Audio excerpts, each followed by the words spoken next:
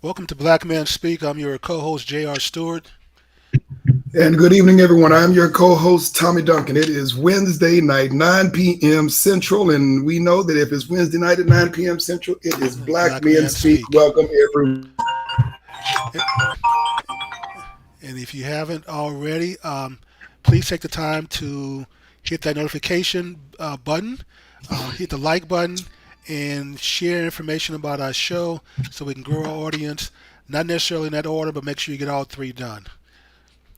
So, Absolutely. so Tom, we have two guests tonight. I don't think we've ever had. This is the first. Have we ever had two guests at one Yep. time? No, I don't believe we've had two guests at one time. I think our I think our max has been one until today, and so we want to thank everybody, our two special guests for joining us tonight. We'll have them to introduce themselves very briefly and talk about some things that pertain to them, even though they are both in very different genres professionally. Yes, Tom. So, And with this much brain power all concentrated in one spot, man, this is it's going to be an amazing night for everyone who's joining the conversation and participating. I'm not sure if you get four smart brothers all together to talk about any single topic on the internet. So this is truly a and treat.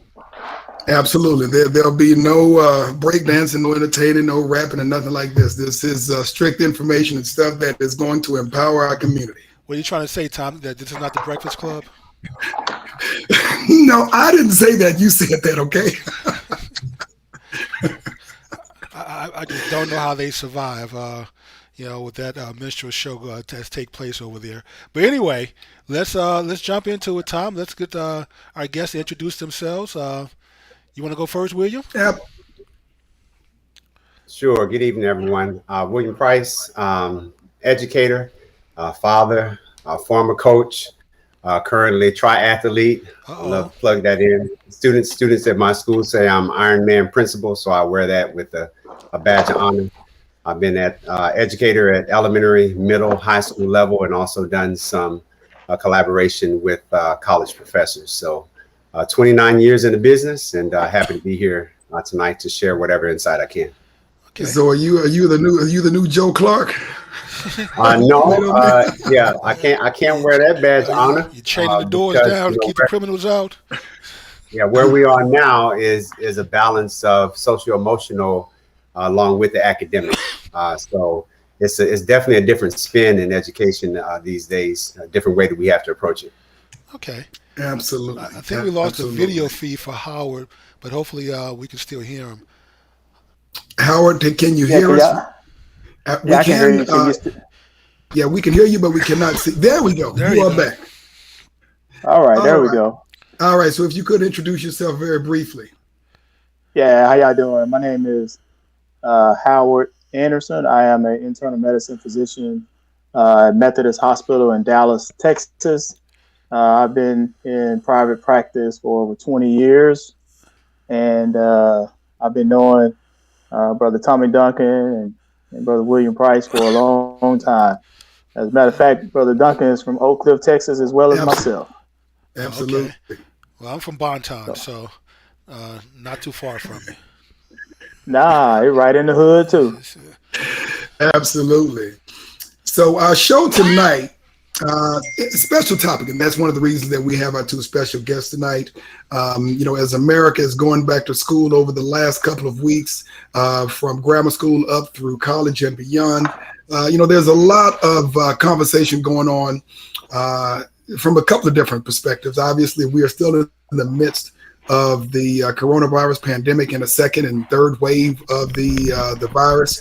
And there's just been a lot of dialogue as to, what we need to know in going back to school. And Jim, you might put yourself on mute there for a second. Yeah. I hope you're okay. But what we need to know in going back to school to make sure that we are protecting and preparing our families from a healthcare perspective, but then also looking at the consequences of what we have seen in the last year, as most of our schools have been shut down as well, where that leaves us now, and where we need to start preparing ourselves as we move forward, because there's been a lot of struggles there. So I've sent a couple of thoughts to our speakers to kind of talk about these specific areas and others, and we will just kind of see where the conversation goes. And so Jim and I probably won't be talking a lot. We'll be asking a few questions and getting as much feedback as we possibly can from them.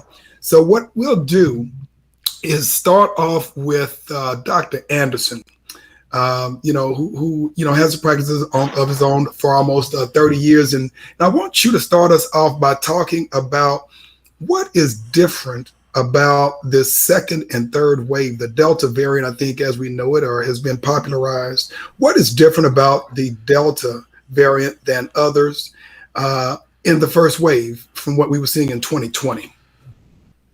Well, the Delta variant is it's a different type of the initial coronavirus. And so what happens over a period of time, viruses have the ability to mutate.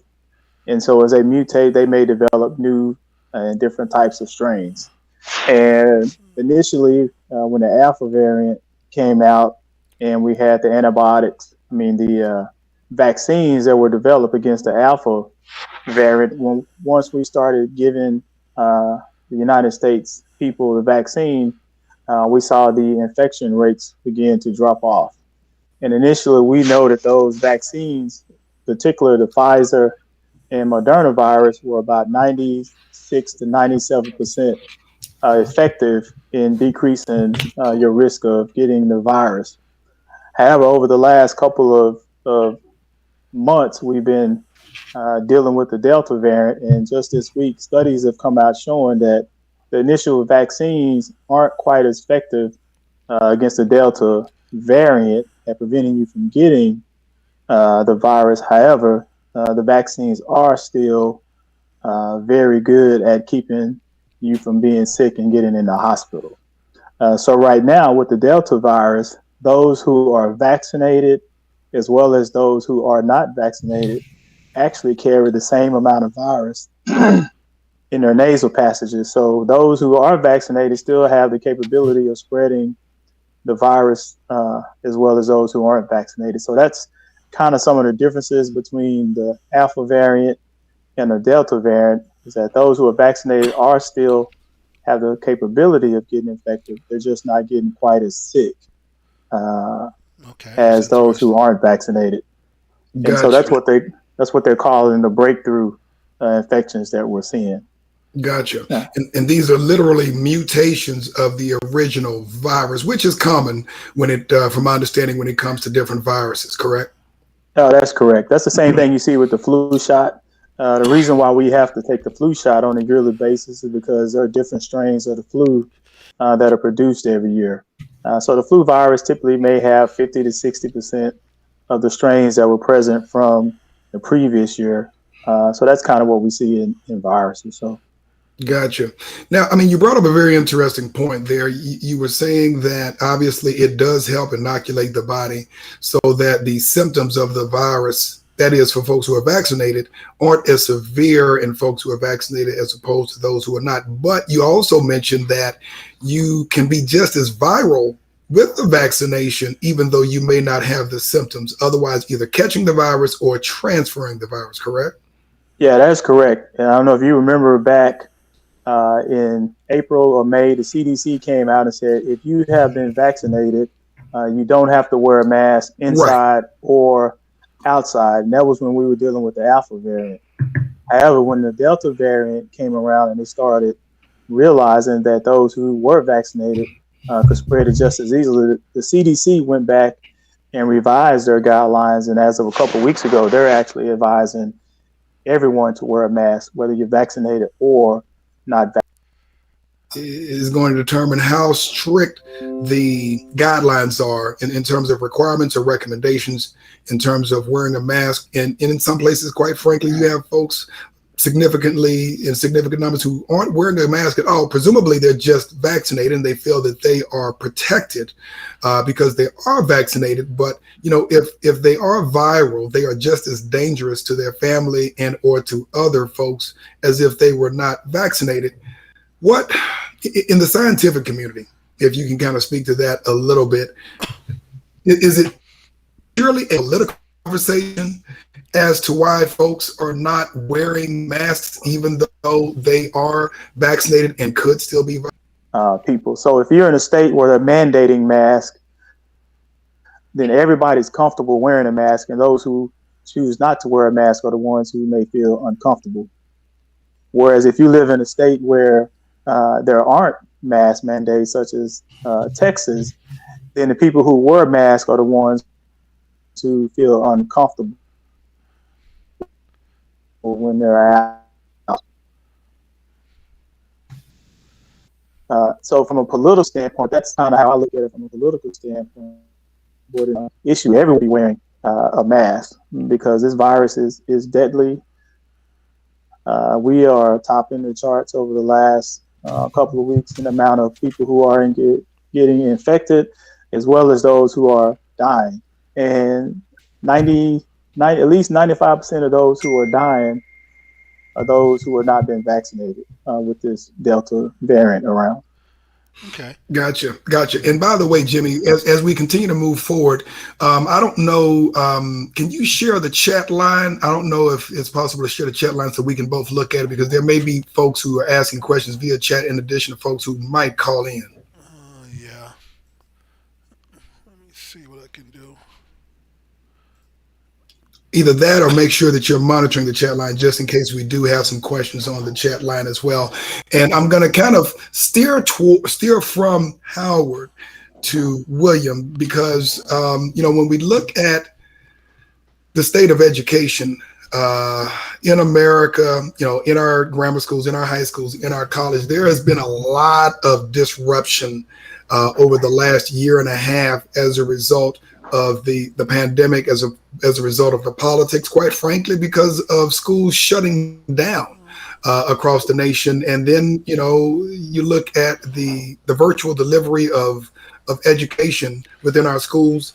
And, I've heard from a lot of circles that it's been a struggle, not just for students, but for teachers and parents as well. So give us some perspective, being a school principal, as to what you've seen within your communities over the last year or so as a result of what we've been experiencing in terms of schools shutdowns and things of that nature. Yeah, it's been tough over the last year and a half in education, unlike ever before in the history of education. We went from being totally shut down, and that's anyone who's in the business of social emotional, that's trauma. To have life disrupted and the life that and the routines that all of a sudden come to a halt. A lot of individuals face challenges as a result of that. That is the students, that's the parents of the students, that's the educators. And so, transitioning even to from full shutdown to partial virtual was yet another transition. So staff and families faced a lot of decisions on whether or not to send their students back to school or to stay home and be fully virtual. Staff members even faced the same dilemma for risk of, not knowing what effect and how safe they would be. So it's been a challenge, even once we went back to partial virtual and then now to where we are now. Starting this year, we didn't know what to expect because coming back full circle to what we thought was going to be a sense of normalcy. We didn't know, how staff members would come back and how they would feel transitioning in. We didn't know how students and parents would feel transitioning back to full face-to-face, the traditional school model.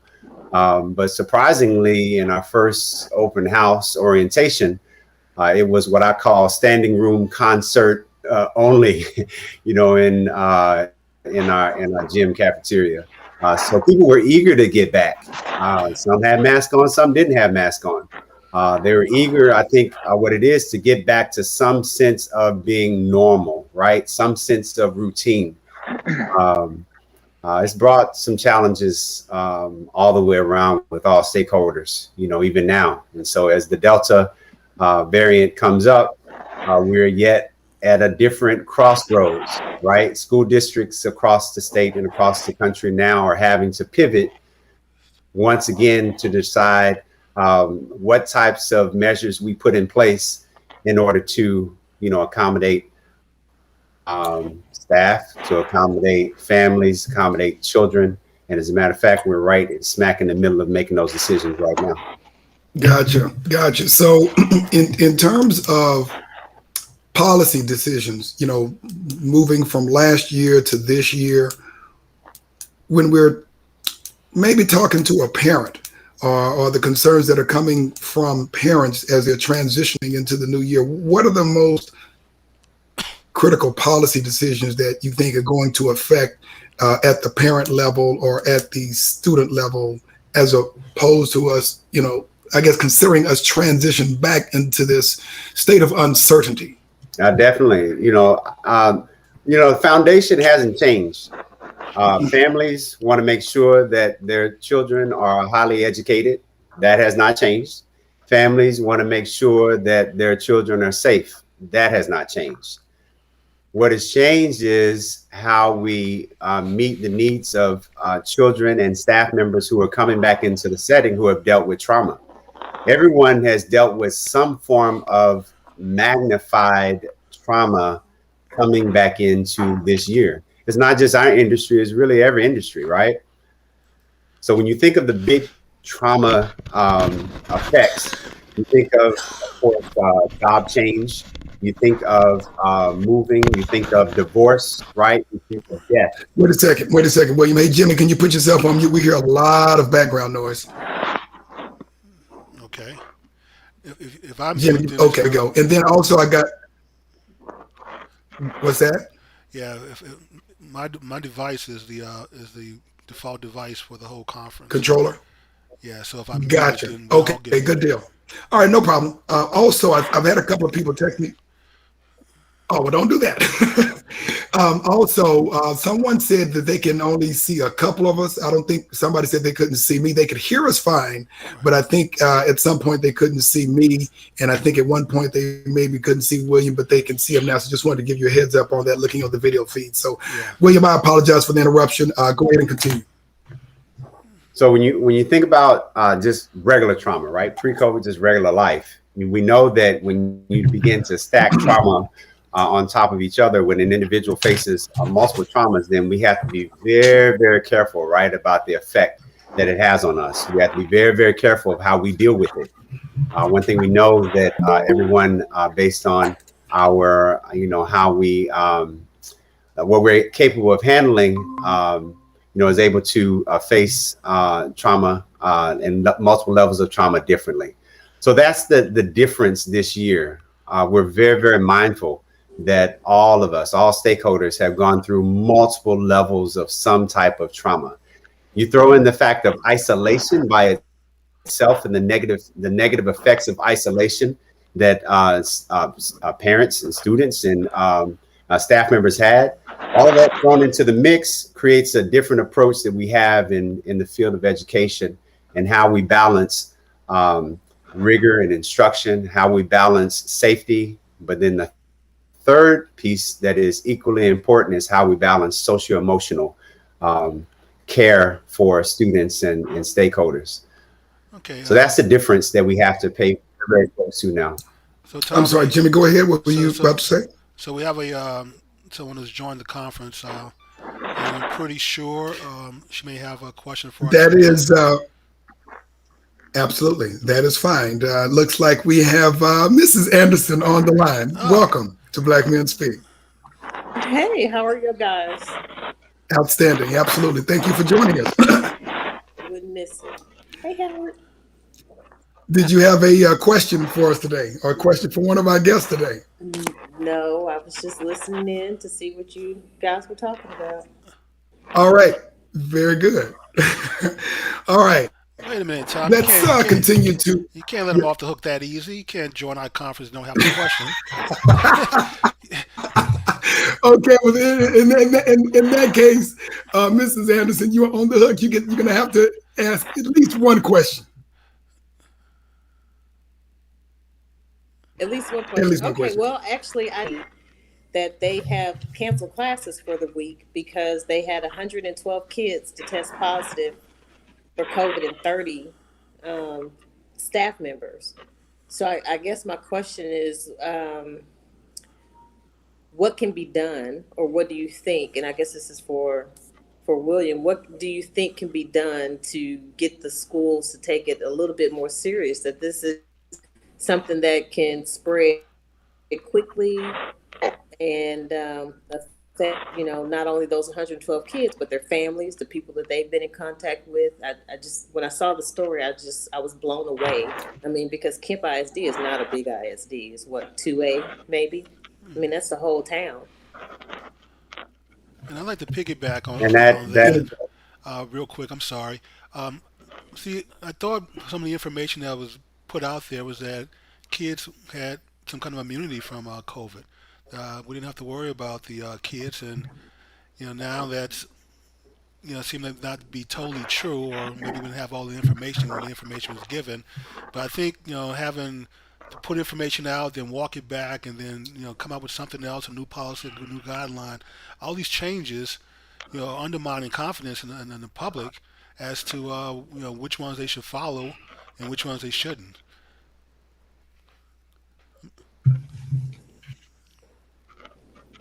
So I think that I think that when individuals looking for truthfulness, and I think when parents are attempting to make decisions about what information is real or not, I think we should always go to the individuals that are experiencing it to ask the questions. And so when we say that children are immune, here's a practitioner that says that is the furthest from the truth. Okay. We do contact tracing. We do contact tracing and have reports of individuals who are go and get tested and get positive.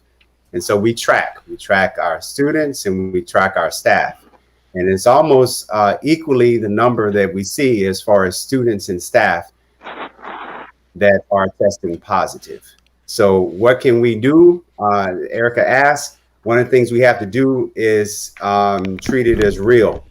I think there's a camp that kind of, suggests that, this is this something that's passing and don't really have to follow CDC guidelines. I don't know. If I catch it, then, I'll just be able to overcome it like the flu. We have to really be more vigilant and follow the guidelines that are there. Guidelines of social distancing, right? Those guidelines are real. The guidelines of wearing a mask, those guidelines are real. The guidelines of continuously washing your hands and keeping your hands away from your face, all those guidelines are real, right? And so schools, in the same way, some of the guidelines that we're looking at is how well we're social distancing throughout the day, how well are students social distancing throughout the day, right? Continuously in our state, like you say, that we have a not a mask mandate, but an optional mandate, right? But we're constantly letting students and staff know that option is yours to take, but to kind of be vigilant and make the right choice. Those are some of the things we can do. Right. And Jimmy brought up an interesting thought a little bit earlier in terms of the perception that children are, I don't want to say resistant in some way to the virus. I was reading an article a little bit earlier today that was talking about the spike in cases among young people. I believe that there were, I think towards the end of July, I think it was maybe 38,000 some odd cases. And now in mid-June, it was maybe 180 cases. I think it was 4x increase in the number of cases among young people. I'm not talking about adults, young people. And this is critical because also in the same article, this was a CNN article, by the way, believe it or not, they were saying, of course, I believe that kids under the age of 12 are not eligible. Correct me if I'm wrong, but I believe kids under the age of 12 are not eligible for the vaccination. And then I think there's some myths that between maybe 12 and 16, whether they are or not eligible. But with us having a lot of young kids just as well as young adults going to school, young kids are not eligible to take the vaccination, but at the same time, it looks like there's a significant spike. And I'm going to Dr. Anderson about this. Given everything that's going on, and it looks like there is just as much risk because I've seen a lot of reports that younger people are getting the virus in significant numbers. The numbers are growing. What do you do with that? I mean, what do you? Yeah. What do you do with that? I mean, because for instance, a state like Texas, it's not a mask mandated state, and so quite frankly, a lot of parents are sending their kids maybe to school with or without masks. But if they can't get vaccinated, they're not protected. What do you do with that? Yeah, so I think that's when you think to the original question, school districts when they get so many infections, they have to cancel school. Part of the problem is, like you said, children under the age of 12 cannot be vaccinated. None of the vaccines have been approved for that age group. Now there are ongoing studies in that age group, and they're still trying to enroll a bit more before they come out with any recommendations. So hopefully, we'll have more recommendations in 3 or 4 months. So part of the problem is when you get an infection breakout in the school, you have to protect those who can't be vaccinated. And that's probably why they have to exercise more caution than normal. But if you think of a scenario where if everybody in the school was vaccinated, then you may not have to close school down because the risk of dying from the infection should be less. So right now they have to really exercise caution because there are people who cannot get vaccinated, and there are some who choose not to get vaccinated. So that's the first issue. The second issue, I heard Jimmy say, there's this perception that kids are immune to the virus. Well, when we're born, nobody is born with immunity to any disease, in particular viruses or bacteria. And that's why school-age children have to have certain shots at certain ages, and you have to have these shots before you can start school, because without these shots, your body has not seen these viruses, and that means if your body has not seen it, you're susceptible to catching it. Right. And so if you take a person who has not been vaccinated and put them in an environment where they can get this infection, then that could be a problem.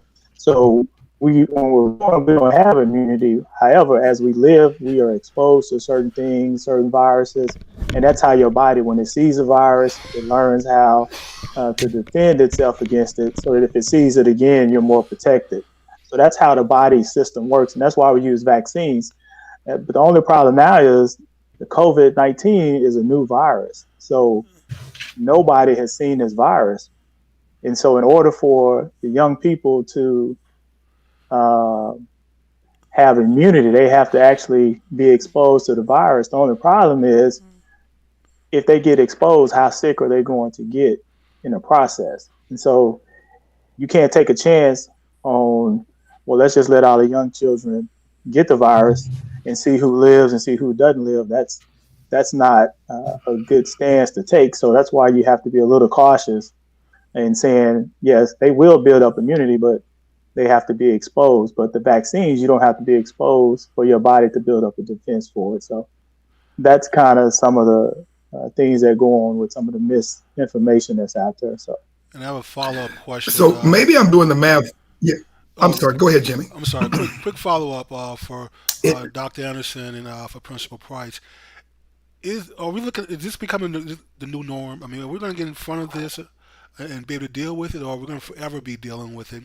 And then, if this is the new norm, what impact is it going to have on our educational system? I I mean, what changes are going to be needed to manage this if every year we're dealing with a different variant of this virus?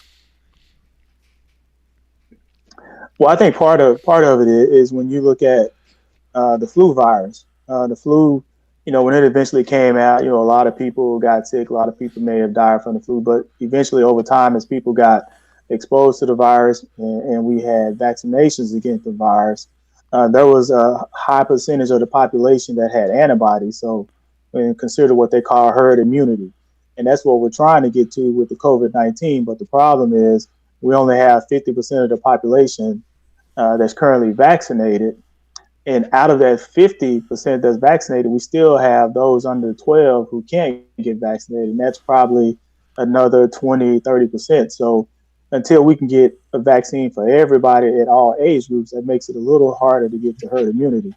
Because once you get to herd immunity, everybody likely has seen it. So when the virus comes around, you may have people get sick like the flu, but it won't be deadly like the coronavirus is at this point. So eventually we hope to work toward herd immunity. That way it won't stop all our processes such as education in schools and so forth. No, that's a very good feedback. And correct me if I'm wrong on the math here, but if children under 12 are not eligible for the virus, and young children in significant numbers are getting these cases at an exponential rate, does it make sense or does it not make sense to require schools with kids under 12 to wear masks because they have no other protection? They have no other cover in order to prevent them from getting the virus and then potentially taking it back home. I don't know if I'm looking at the right way of doing the math right on that. You are looking at it the right way. I think if you look around, in particular, we're in Texas. So the big fight in Texas is now, can the governor mandate to schools that the school districts cannot, the superintendents can't tell their students they have to wear masks. And we look at some of the court rulings are starting to give a little leeway to the superintendents because this subset of the population, those who are under 12, cannot get vaccinated. And so they're realizing that we do have to try and protect that population. And so that's kind of what this big fight is going on in our school districts versus the governors, in particular in Texas. Because in a society where only the science mattered, everybody would be wearing a mask, in particular those who are in school districts where those students are under the age of 12. Now, if you're over 12, it's a little different because you can get the vaccine, but under 12, since they can't, we have to try and protect those students as much as we can. So. And I'm going to now steer back to William, now that I understand that that is the case. So the state government, has the broader authority in terms of its guidelines. But let's say if Governor Abbott says, okay, you don't have to wear a mask, but Clay Jenkins in Dallas County says, well, you do, if you're going into certain retail businesses. And so if we're talking about schools, who has the ultimate authority when it comes to our schools as to determining whether you are required to wear masks or not? Is that the governor? Is that the county commissioners? Is that the school district, the superintendent of the school district? Who makes those decisions as to what happens at the school level within an ISD? Yes, and so that Howard is spot on. There's a lot of litigation that's going on now between school districts and the state. But currently, you can simplify it and say we all live in some type of HOA, right? So if there's a county law that's in place or state law, does the HOA have the power to put into practice a rule that goes against the county or the state law? And of course, we know that not to be true. And so that's what we're facing with school districts right now, right? But it's a deeper issue because it deals with safety. And so that's what the fight is in the courts right now. There are some superintendents who have already gone against the grain. That have said, in the interest of the safety of their students, they are mandating masks. Some superintendents are waiting for the litigation to play out because they're looking at it and saying, well, if I, as superintendent, mandate mask, what teeth do I have in order to enforce it, right? Gotcha. So I can say as a superintendent, yes, I'm gonna mandate it, but when a student shows up, what am I gonna do? Am I gonna deny them education, which gets into a deeper issue? Am I going to punish them in some way and put them in sack or suspend them, which gets into a deeper issue, right? So it's a lot to think about right now, but I'm sure within this next month, because of the variant and the impact that it's having on our staff and students, that a ruling will come out in favor of safety.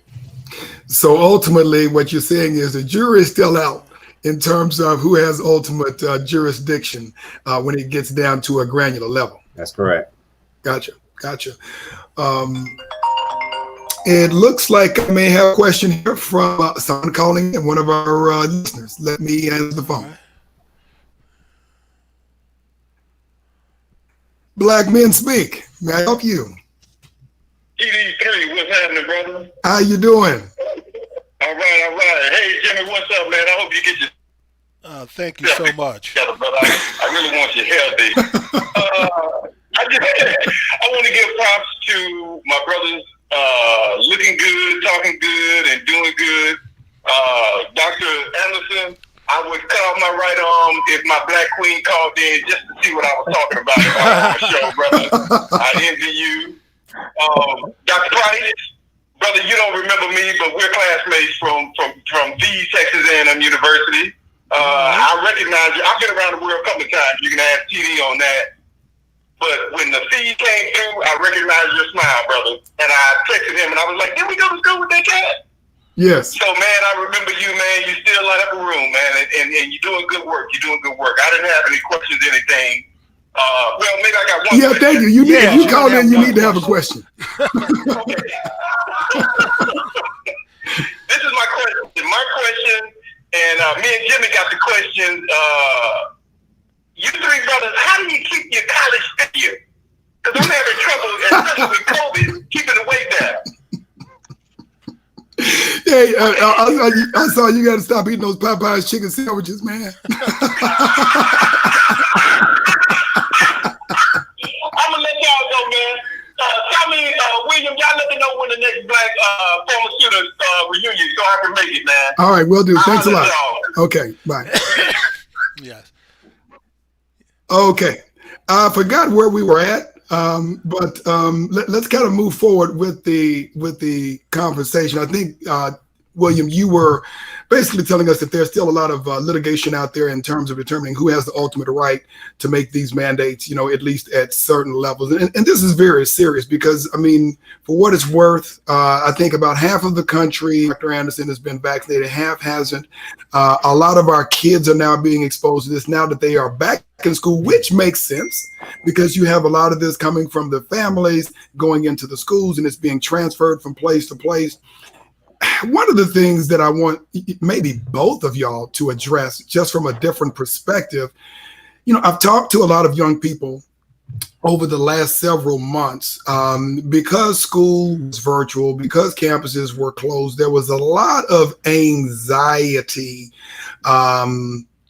social isolationism, if for lack of a better term, in some cases, depression, because folks just could not socialize the way that they were accustomed to doing. And, I think, especially within our community, depression, anxiety, even getting help in therapy is a taboo subject. What have you both seen within your domains, both medical and educational, as it pertains to the anxiety, the depression, the social isolationism? I mean, my father, who is 80 years old, has been dealing with this himself, and he's no longer a school teacher. He was a career school teacher, but he was going through a lot because he couldn't go to his church services. He couldn't sing in the choir. He couldn't get together with friends. And it created a lot of issues, I think, that may, quite frankly, be quietly unaddressed, but I think we may need to deal with. So either one of you, if you could both speak to what your experiences are. We will start with you, William, and then we'll go to you, Dr. Anderson. So it's real. It's very, very real. Unlike any time before in our industry, both staff and students are being affected by anxiety, being affected by a fear of, am I safe or not? They're being affected of how to balance life as a result of all of the trauma, the known and unknown that they've had to experience. Unlike any time before, it is staff members are having to make decisions about their livelihood and whether or not they continue or not. And this is something in 29 years that I've never seen before.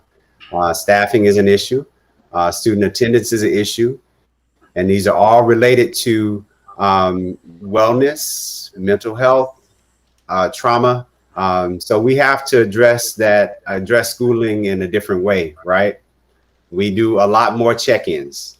We do a lot more check-ins with students. We do a lot more check-ins with staff, and we do a lot more self check-in.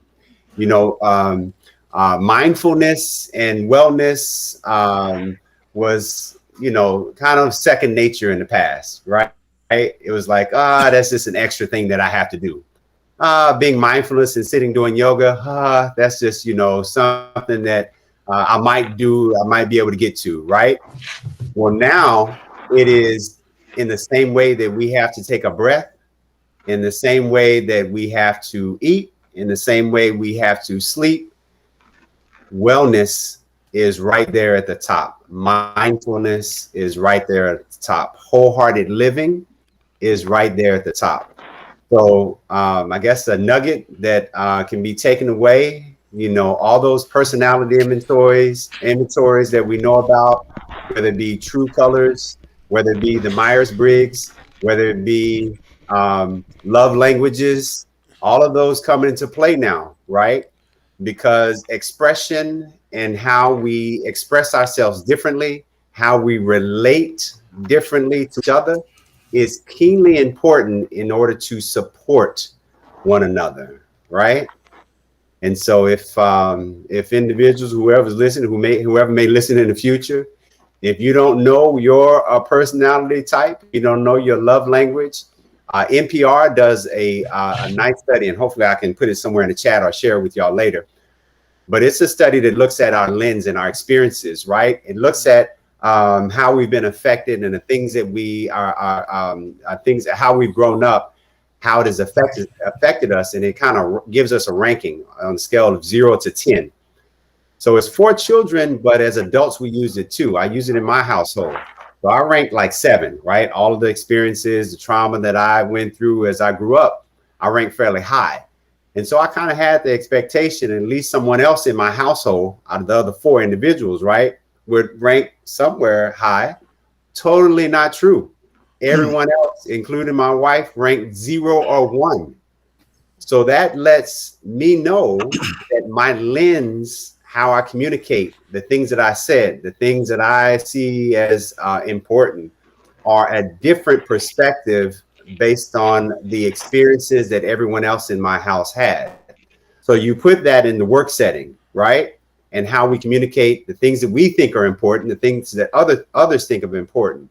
When you have that understanding that we operate from different lenses, then it helps us to communicate better with one another.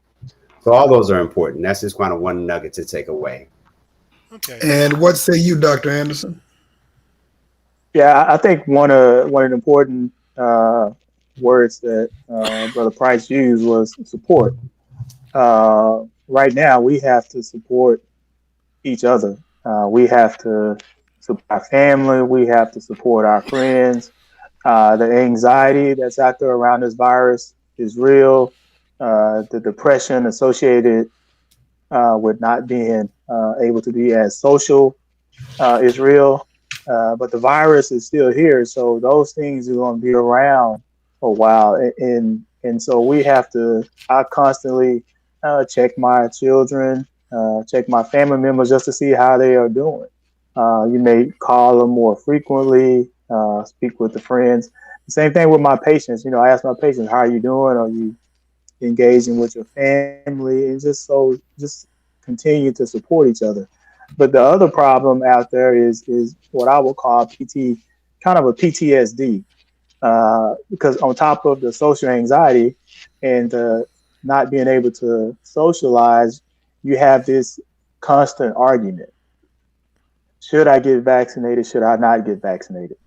The governor's fighting the school districts, so you can't relax because of all this what I would consider nonsense that's going on, because none of that really matters. The only thing that really matters, in my opinion, is whether you get vaccinated to protect yourself from the virus. And that should be the only thing that matters. All this other stuff that's going on, you can't get out of the news. And so you constantly hear this, so it constantly adds to your anxiety, constantly adds to your depression. So you have to kind of figure out how to tune it out and how to find your safe space within this, because none of that really matters in the end, because we're trying to keep my family living. I'm trying to keep my patients living, and the best way at this time to keep them living is for them to get the vaccine and to be protected from this Delta variant. I mean, if you look at news articles every single day, uh, you see a news reporter who was against vaccine on his dying bed. He says, "Please tell my family members to get vaccinated." People on their dying bed in the ICU said, Yeah. "Doctor, can I get the vaccine as I'm dying?" It's too late. I mean, if you just have to drown out all the noise, and what's most important is do you want your family member to live or not live? And right now, the best opportunity for you to live is to get the vaccine. I mean, otherwise, if you don't want the vaccine, you're kind of choosing not to live. I'm not saying you're choosing to die, but you're increasing your risk of not being able to live the life you want to. So, and I think that's what's continuing to drive everything. But like I said, the good thing is we're kind of back in school, kind of back in colleges. And so I think some of that's going to help, especially the younger folks. Now, with me, it was good for me to slow down. Being in the house for a year, not getting out as much, didn't bother me one bit. Now, if I was 20 or 30, it probably would have been devastating.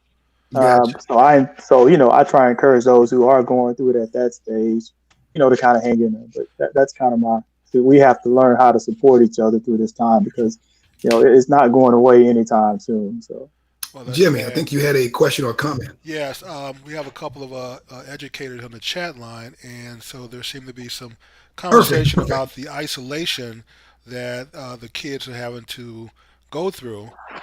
One of the comments was at least when they came to school, they could know that they'd be around their friends and have some social activity. But if you take that away from them, then what's the psychological, physiological impact to the kids if if now social intermingling or mixing is going to become taboo. So that's real. Connectedness, we call it connectedness, right? Okay. Connectedness is actually one of the leading reasons that students are able to be successful in school. I did a study with several senior classes over the years, and I asked them a set of questions. I was looking at why are some students able to be successful and graduate, and why are some students not able to be successful, right? So I asked them about 10 or so questions, and I asked the top 50 seniors from number 1 in the class, number 50, asked them a set of questions, and I asked the students that had the highest discipline referrals and the highest attendance referrals the same set of questions. And looking at the data, one thing was very, very clear. The thing that separated the two groups, the students that were high achievers and the students that struggled in school, was connectedness. The students that were high achievers were all involved in some way in 1 to 3 clubs, organizations, or activities.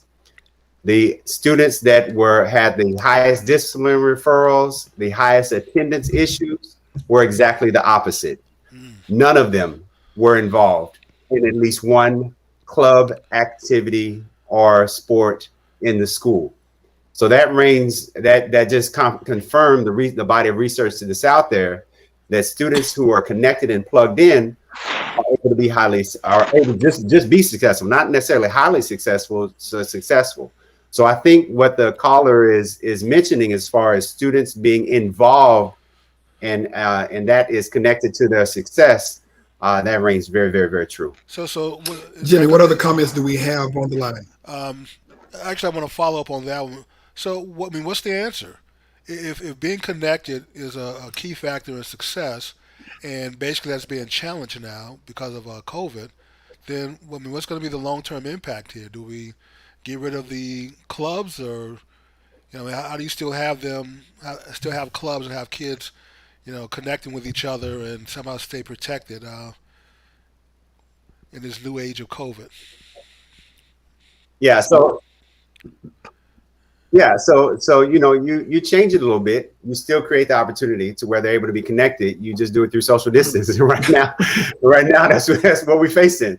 Right? We can have all of those opportunities for the most part, but now sports is the challenge. That's where that is a challenge, because most of the sports have some type of close contact involved. It's very, very difficult to social distance. Right. So that remains to be seen, how that would be. Here where some were not able to participate in sports at all because of the shutdown, and it really affected their senior year. It affected those that are entering. It had a huge effect. So there's not an answer to that, right? Not until we get a hold of this variant and effect, and what doctor said as far as herd immunity, there's not an answer right now. Yeah, the caller? Yeah, I have a comment though. Yeah. Please, go ahead, Dr. Anderson. It's just kind of just a thought. As my children were growing up, cell phones became very popular, and I used to always, ask my kids, "Hey, won't you take a time out? Won't you get off the phone? Talk to me, talk to your family." I'm wondering, how we would handle the coronavirus versus our children, because when the price speaks of connectedness, at least this generation, they may not have been connected physically, but they still had the ability to connect through social media. So even though my son was at home, he was on the internet playing video games with his friends. And so even though they're isolated at home, they still had a way to connect with friends in a way that we did not have when we were growing up. So I think that may have helped them out some. But like you said, that physical connectedness is still important. However, I do think, even though we may not think of social media as the best way to connect, I do think it did allow this generation to stay somewhat connected, even in the middle of COVID time. So are you trying to say potentially that if they cannot be socially connected face to face, that they can go to TikTok and do this other kind of stuff as an alternative to that? I kind of say that tongue in cheek when I say TikTok. I'm not a TikTok person at all, but you bring up a very intriguing point, because there are two things that I want to ask about, because of the requirements of social distance. I think the physical or the face-to-face interaction is very important, because we lived during a generation where, when we were growing up, and I'm kind of aging myself, we used to want to go outside and play with the other kids in the neighborhood. Now kids have become very, I don't know if addicted is the appropriate word, to technology, to the phone, to the laptop. And so they are more addicted to technology or a screen than they are to other people. And I'm not going to say in every case, but in a lot more so than our generation.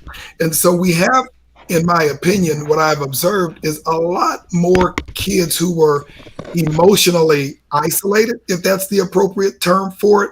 And what William is saying is that kids who are struggling are kids who are not engaged or not socially engaged, if that's an appropriate word for it. So I want to ask this question. I want to be respectful of your time because I know it's getting close to the top of the hour, and I want you guys to steer your your language towards parents because we also live in an age now, in my opinion, where parents aren't as connected with their children in some cases as they were when we were growing up. What do our parents need to be doing in addition to the teachers to make sure that our kids are okay? And we're not just talking about our young kids, but even our young adults, because within our community, for instance, suicide was a very taboo subject. It wasn't something that we saw very often, but within our community, we have seen increases even in the rate of suicide. Before this, of course, is pre-pandemic. What is it that parents need to start doing or reevaluating in addition to in addition to our teachers to make sure that our kids are okay emotionally? How do they engage? Because in a lot of cases, parents may not be really talking to their kids. Kids come home, they get on their computer, they get on their phone, they watch the TV, and they're not really connecting with their parents. Does that make sense at all? Yes. Yeah, and that's the very critical question, and I will. I'm looking at the time. Oh no, we got more time. It's really on y'all. We got more time. It's really on y'all. We want to be respectful. Jam-packed question. So simply, it's the parent's responsibility to not further isolate their child, right? Right. It's the parent's responsibility, as I mentioned before, to understand their communication style first. Then secondly, it's the parent's responsibility to understand their child's communication style, because usually they're different.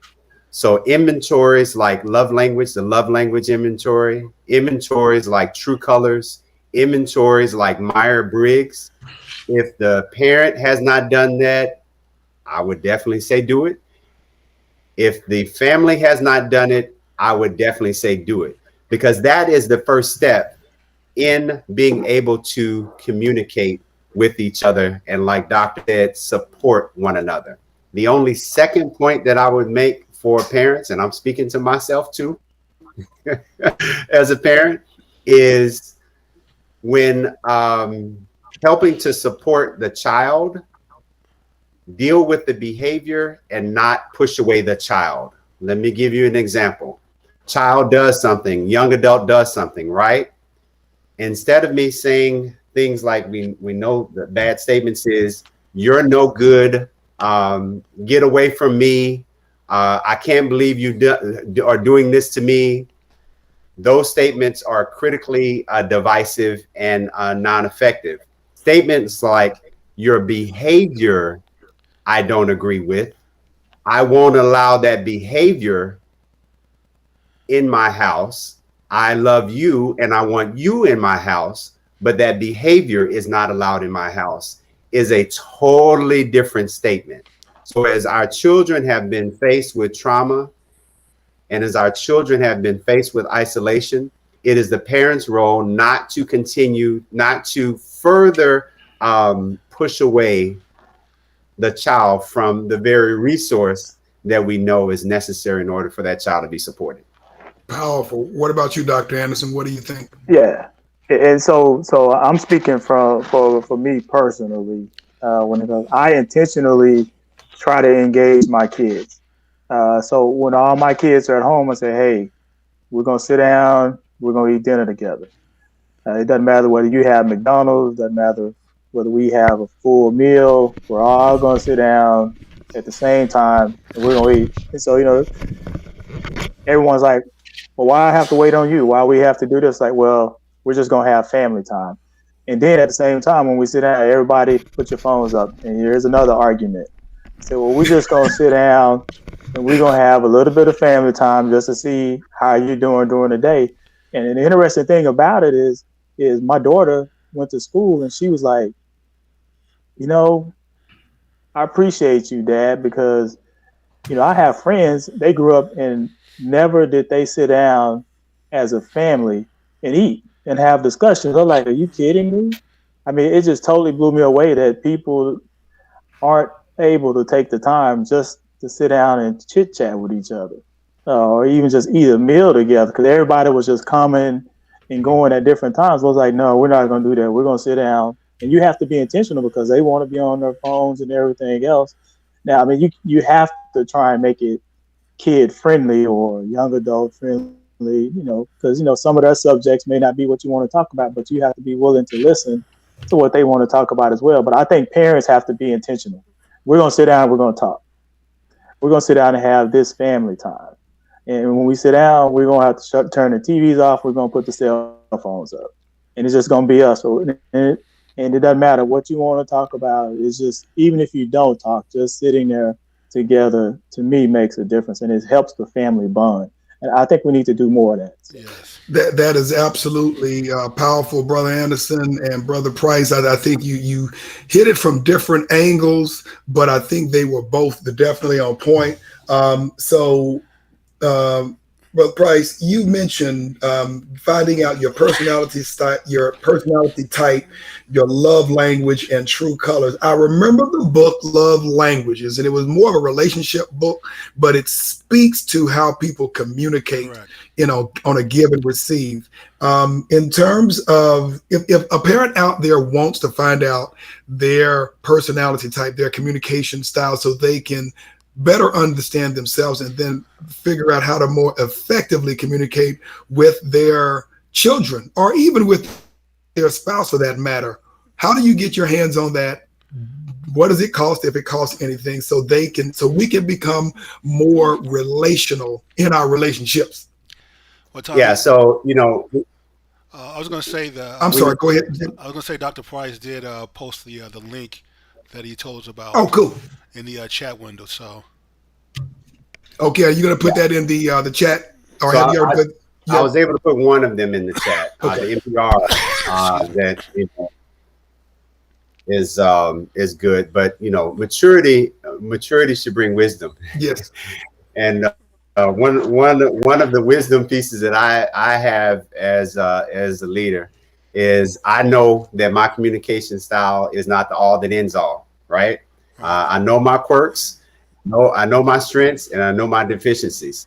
And as I've learned that through these inventories that I mentioned, it's helped me tremendously as a parent. It's helped me tremendously as a leader to be able to support others as I interact with them. And so all of those inventories are online. All of those inventories take they're free, and they take a short time. So as I go into a school, one of the first things that I do is have people take the inventories, because from that helps me. It's helped me even personally. Love languages let you know what's your highest love language, right? Mm-hmm. And so mine happens to be quality time and touch. Well, my wife's, her highest is gifts. Gifts for me is the lowest. So that helped me tremendously to understand why what her love language is, how she interacts, that helped to bring us together because we were able to see what we value, how we click, how we think. And whether it's in the business world, whether it's working with, your family, whether it's working with students, that understanding of yourself and understanding of others helps you to meet each other in the middle. And therefore, as Dr. Anderson said, helps us to support one another. Gotcha. Well, we are right at 10 o'clock or a few minutes thereafter, Jimmy. Okay. I guess what we can do, Jimmy, and let me know your thoughts, is have both of our special guests to give us a final statement as we close out. I mean, This has been an awesome conversation. I wish we had more time, and maybe we could do a follow-on sometime in the future, man. But this has been powerful. I appreciate you both. And Jimmy, short of anything you might have in terms of question or thoughts, we can maybe give our guests a final statement, and we can go ahead and close this show out. All right. So either of you or both of you kind of give us a closing statement, and we will call this a wrap. We'll start with you, Dr. Anderson, since Brother Price just spoke, and then we'll close out with you, William. All right. I just want to thank you all for the opportunity to speak with you this evening. For me, as a medical physician, the thing I want to leave with you all and anyone who's listening right now, my advice to anyone is to go out and get the vaccine. If you're hesitant, uh, go and speak with someone about your hesitancies to try and get past it. The vaccines are they're saving lives and have potential to save even more lives. And we've had over 630,000 people to die in the United States in a year and a half. Once the vaccine came out, that dropped off significantly up until the Delta variant. As the Delta variant came out, those who have been unvaccinated, they are increasing. So the vaccines, they do save lives. And so I encourage everyone to go out and get the vaccine and make sure your family and your friends are vaccinated as well. All right, Dr. Price. Yeah, I definitely want to echo what Dr. Anderson said about getting vaccinated. I'm going to attend the funeral on Tuesday from a longtime family friend.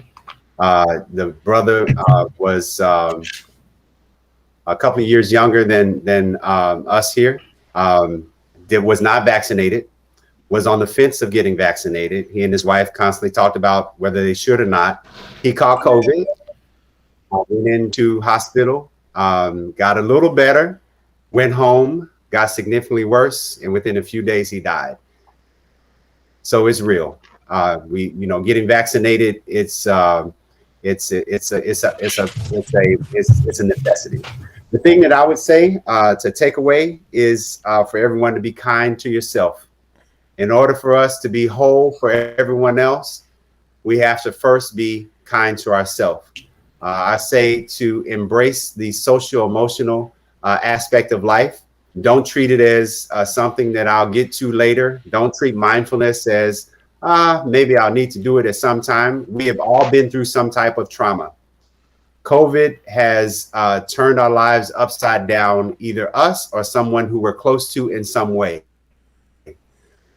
So when it comes to counseling, when it comes to doing all the mindfulness things that in the past we thought was, oh, that's for other people, embrace it as a need for yourselves so that we can be whole, and then so that we can help to serve all the people that depend on us.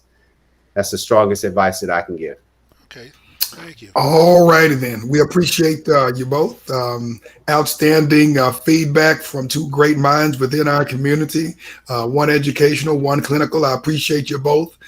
You, of course, great men and Alpha as well. We appreciate what you've done there. And obviously, both alum of the Texas A&M University. Very proud Aggie and alum there as well. So, Jimmy, what say you in terms of your closing thoughts before we close this show out, and we'll go ahead and let these gentlemen get back to their families. Well, Tom, you know how we do it on Black Men Speak. We close every show out with a prayer. All right. In that case, we will bow briefly. Lord and gracious Master, we come before you this evening, bringing us together again as a family. Father, we thank you for our special guest this evening and for the words that they have shared within our community. Father, we ask that it may be of benefit to someone, that it may bring them closer together as a family, that it may even save someone's life today. Father, we ask that you put your shroud of protection upon all of us, upon our families, our communities. And Father, we ask that you continue to bless the seed that you have planted in each of us towards greatness. And in your precious name we pray. Amen. Amen. Yeah. All right, folks. Yeah. Thanks, everyone. All right, folks. To our guest and everyone who joined on the chat line or decided to give us a call. We welcome and appreciate everyone. So thank you so much. We wouldn't be able to do this without you guys.